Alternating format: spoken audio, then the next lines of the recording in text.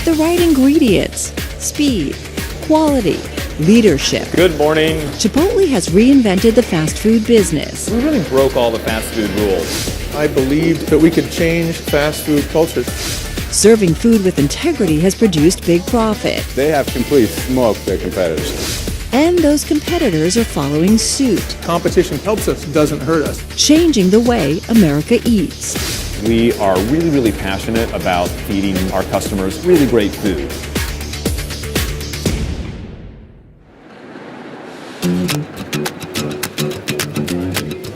Food evangelists, maybe.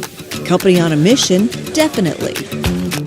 20 years ago, after graduating from the Culinary Institute of America, Steve Ells had a dream. The reason I opened Chipotle was to generate cash so I could afford to open my full-scale restaurant.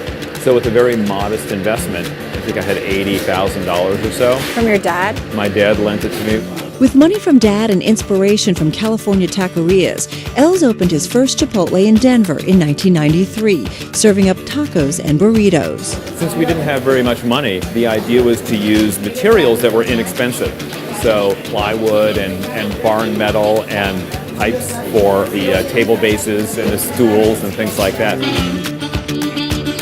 So at the end of the day, I had this built environment that I think unintentionally really said a lot about the brand and the food that we were serving. Things went so well that his dream of opening a fine dining establishment with white tablecloths was pushed aside. It did much, much better than I had expected. And I thought, wow, I should probably have one more of these, and then I'll get on to my full-scale restaurant. What I really was meant to do. But the second restaurant did much better than the first.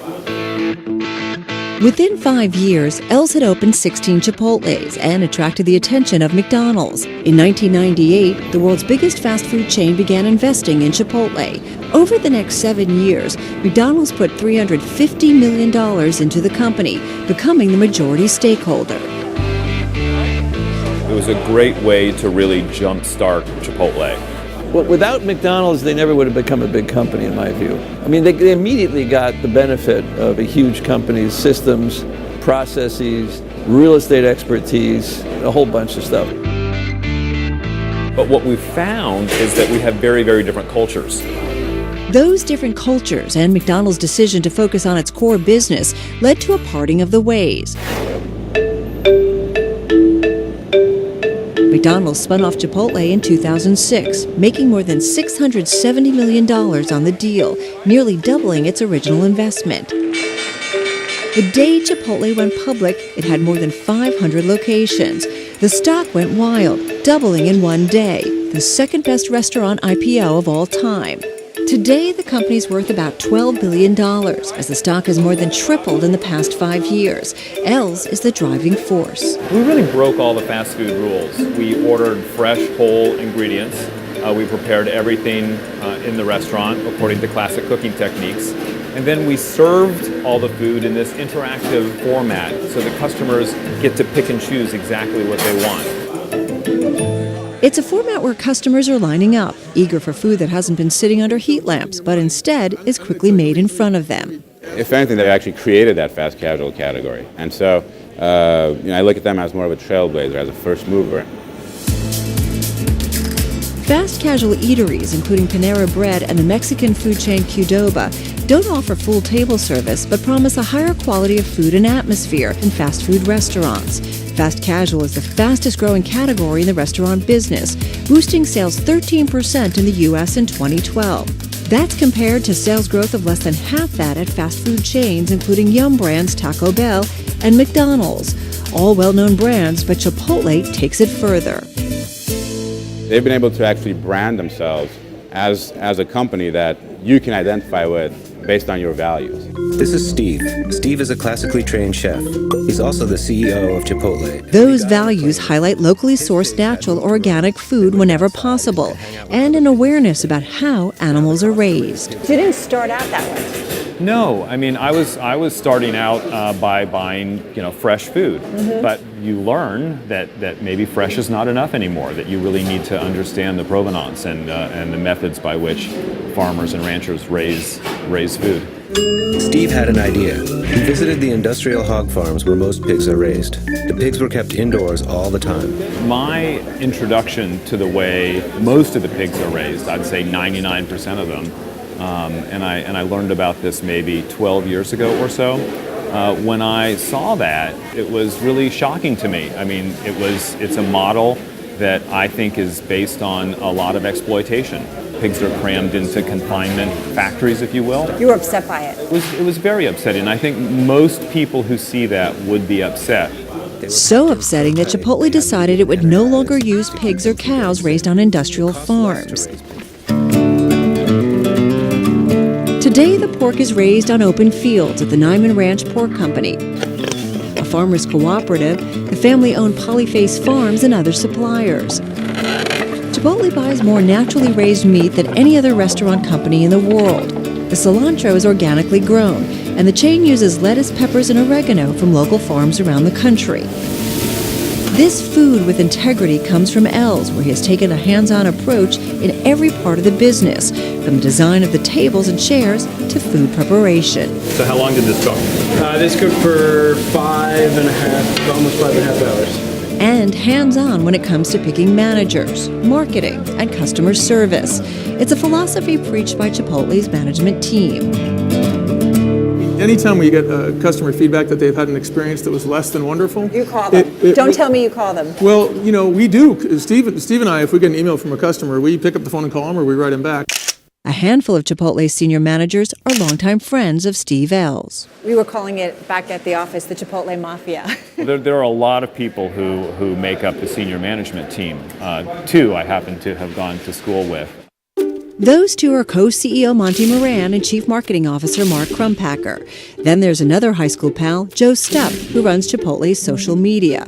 Bruce Gruswell designed and built the chairs you see in every Chipotle and the wall art. His wife went to school with Steve Els and the others. Did you have any idea when you guys were in high school that this is what you would all be doing together? Steve wasn't even going to be a chef at that point. He was studying art history or something. So no, this is all very strange, I think. I'm going to have chili corn salsa with sweet white corn, garlic, onions. Delicious. Not strange to Els, who was fascinated by food at an early age. Welcome to the French Chef. I'm Julia Child. Is it true that you did watch Julia Child and The Galloping Gourmet when you were younger? It's true. I love those shows. This goes into a 350-degree oven. I was a kid. I was in grade school. I'd watch those shows and then I'd go into the kitchen and try to make stuff. And Chipotle has been making stuff for the last 20 years. Industry watchers say the company continues to gain traction thanks to a key advantage. So what's unique about Chipotle? Well, fundamentally, it's the founder. Really good entrepreneurs all have great passion, and it's real. This is the guy who lives it. When we come back, Hello, Denise. the guy who lives it goes face-to-face with employees. Is Denise an empowering leader?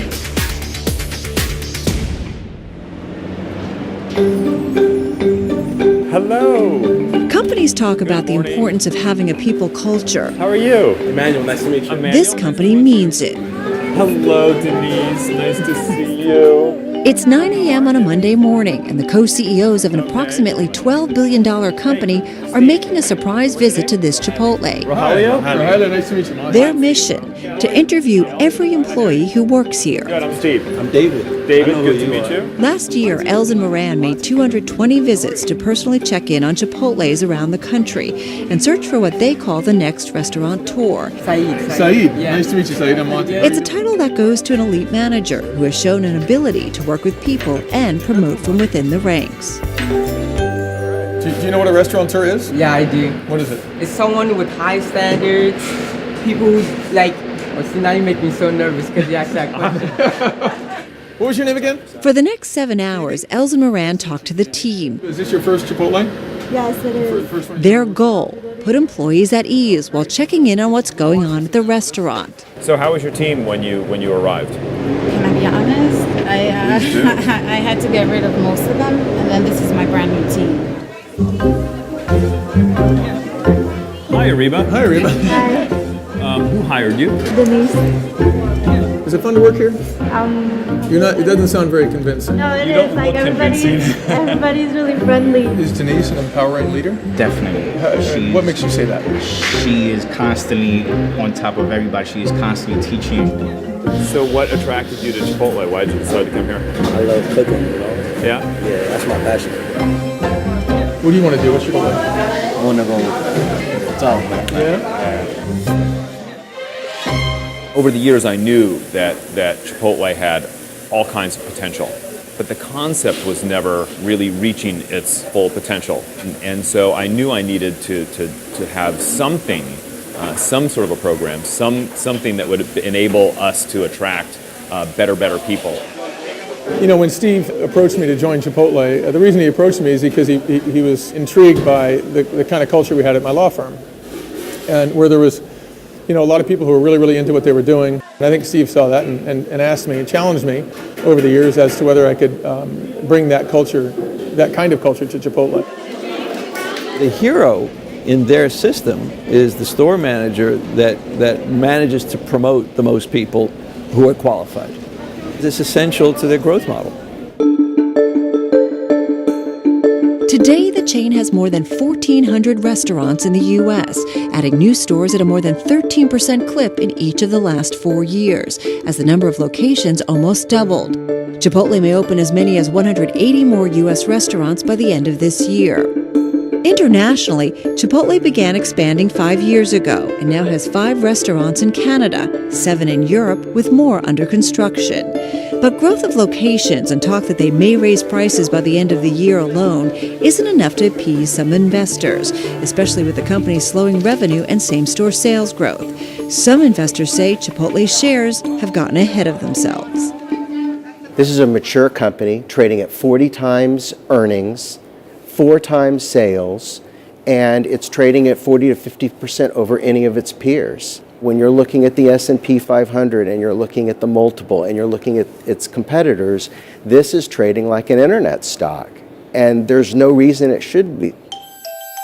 Other critics have included hedge fund manager David Einhorn of Greenlight Capital, who cited growing competition, saying Taco Bell was about to eat Chipotle's lunch.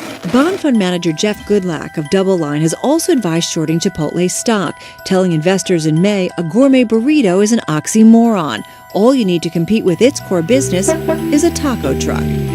There are some of the folks that are shorting Chipotle stocks, and one of the things that they're worried about is labor costs for the company. You smile. Do you worry about increasing labor costs? Not in particular. I think anything that happens on the labor cost front is something where we have no disadvantage and some advantages over any competitor out there. Do I worry about labor costs? No. I mean, I think that the best way to make sure that our labor costs are healthy is to make sure that our teams are the very best teams that they can be. He can say what he'd like. You can get on and Google minimum wage hikes. It's coming. Yes, it's coming for everyone. But when it hits McDonald's, they're trading at 15 times earnings. When it hits Chipotle, their margins are going to get hit, and they're trading at 40 times earnings. It's a totally different conversation. So you're short the stock, but you're not necessarily short the company. Correct. I would go back 20 years ago to when I was starting Chipotle in the first place.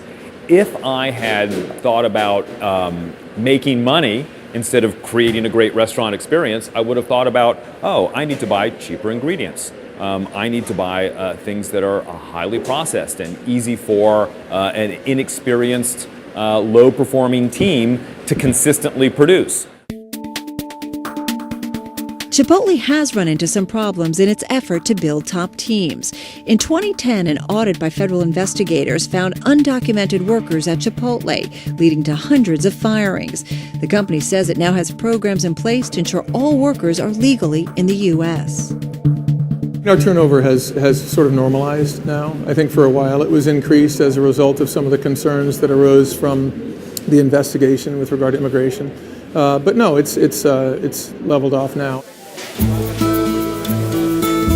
I love this company. I've worked retail for about 5-6 different companies. I've never had a company push so many people the way you guys push us. The team is really coming together. They know that you really care about them. You set yourself up for great success.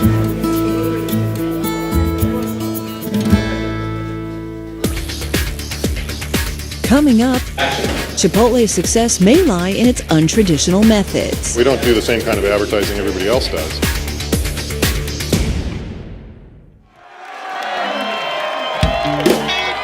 Just another rock festival? Not exactly.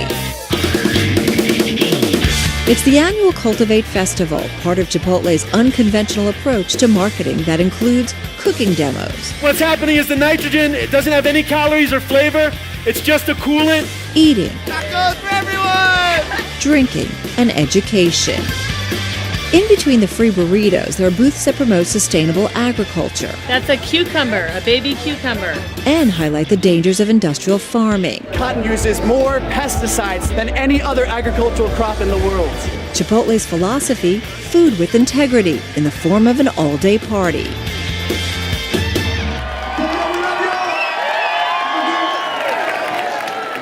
So, filming Farmed and Dangerous. What does Mark that have to do Crumpacker with created Chipotle? Cultivate and is in charge of Chipotle's advertising and media. We don't do the same kind of advertising everybody else does. If we were a typical fast food company, all of our advertising or marketing would be about the new menu item that's available for a limited time only. So since we don't do that, we have all these other ways to tell our story. Another way Chipotle is telling its story is with a mini drama series. We're in LA shooting a web series that we've created called Farmed and Dangerous. Let's just order and get this over with. It's about a likable but misguided group of people whose job it is to spin the most egregious aspects of industrialized agriculture in a positive way so that it looks good for consumers. Sophia, I don't want to know more about iFib. I want to know more about you. Chipotle plans to air Farmed and Dangerous online and hopes the series will be shown on cable or broadcast TV. No deals yet. What I hope is that it develops an audience who likes it for its entertainment value. Consumers already found entertaining Chipotle's one and only national TV ad. I'm going back to the start. A 2-minute animated film about a farmer who decides to let his pigs out of little pens to roam free, meant to contrast the drawbacks of industrial farming with the concept of going back to the land. The mini flick first went viral, getting more than 4 million hits, then went to movie theaters before ever hitting the airwaves. Mark was really brilliant in the way he wanted to communicate the importance of food with integrity in a way that's not preachy, that people really could understand and not understand just, sort of the facts about the ingredients, but the emotional component to why it's so important to buy sustainably raised foods. These days, Chipotle is selling more than food. Scroll the company website and you'll see organic hoodies, canvas totes, and baby tees for sale. Is part of the strategy to also become somewhat of a lifestyle brand? Would you like to see that? Well, our customers made us a lifestyle brand. People would make their own t-shirts, their own Chipotle t-shirts. Really? Sure, yeah. And they're very loyal people. And so for us, it was really just a matter of helping that out. You spend a third of your sales on ingredients and very little on marketing compared to everybody else. Can you keep that equation going? I think the most important marketing we do, today, in the past, and in the future, will always be what you experience when you come into these restaurants. Do you love what you eat? When the lines aren't 20 minutes long, they will up their marketing. Chipotle is now spending less on marketing as a percentage of sales, and it has no plans to roll out a big TV campaign. Face deep in a Baconator from Wendy's. Yeah, sold! In stark contrast to its competitors, Chipotle's main menu has hardly changed since the first store opened 20 years ago. One of the things that makes Chipotle financially successful is our focus. Our simple menu and the fact that we don't constantly add new menu items. And therefore, we don't have to spend lots of advertising dollars around each one of those menu items. And we don't have to try to teach our crews how to prepare new menu items, which would actually mean dumbing everything down. Chipotle has basically a couple of things, burritos and tacos and bowls and salads, I guess, too. But it's the combinations that people can make. There are so many different combinations of flavors that I don't think it's at Chipotle about a new menu item. Do you feel pressure to do anything like a breakfast or anything? We signed a lease and opened a restaurant in the Dulles airport, and part of the lease stipulation is that we be open during breakfast. We have since opened another airport location at Baltimore Airport, And we have a new frittata that we dice up, sort of like the same size as our chicken or steak. And that's part of the breakfast burrito or bowl or tacos. And it's delicious. Do you feel like you need to expand that? We'll see how it goes. Right now, we're just going to continue to serve it there, but it's always a possibility. What can I get started for you, sir? One new item that is on the menu, sofritas. Chipotle added